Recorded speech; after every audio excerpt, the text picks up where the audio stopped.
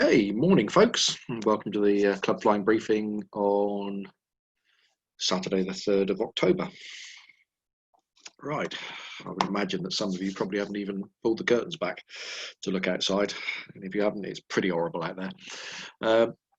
All due to this circulating area of low pressure, and you can see, if I go back to midnight, there's a couple of lows, one over France, one over the Channel, and then it doesn't really change position for the next 24 to 48 hours. So it's static over us. There's nothing driving it away, and it's just swirling around. The winds are changing direction every sort of 12 hours, spinning all the way around. Now we'll be dragging in sort of northerlies for today and then westerlies tomorrow.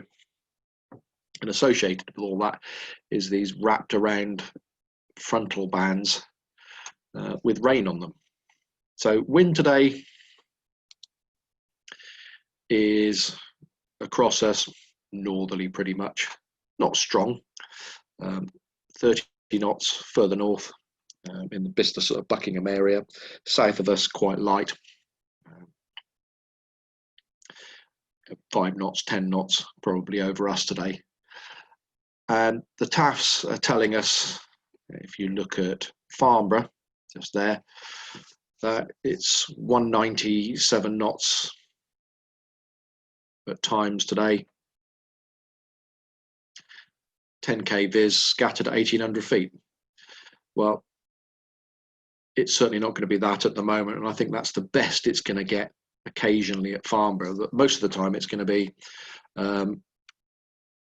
between 9 and 1 o'clock, 2 o'clock, 7,000 meters rain drizzle broken at 700 feet, which is pretty much what we've got now. And then temporarily between 9 and 1, 3,000 meters rain drizzle broken at 400 feet. So that rain and drizzle carries on, as you can see here, temporarily between 12 and 1800, 7,000 meters rain and drizzle. Pretty much rain all day at times, with the occasional bit of respite perhaps between the lines of showers. And you can see that on the rainfall radar. It's just circulating around here and keeps building in this area here all the time, being fed in from the Channel. I think there's very little chance of a flyable clearance today. It might just get good enough to walk outside and not get completely drowned. Top Meteo is saying the same sort of thing for today. That's 10 o'clock, and if you scroll through, you can see the brief clearance in the southeast taking place. 3 o'clock in the afternoon, 4, 5 o'clock, still wet. And if I play that forward 24 hours, you can see that actually tomorrow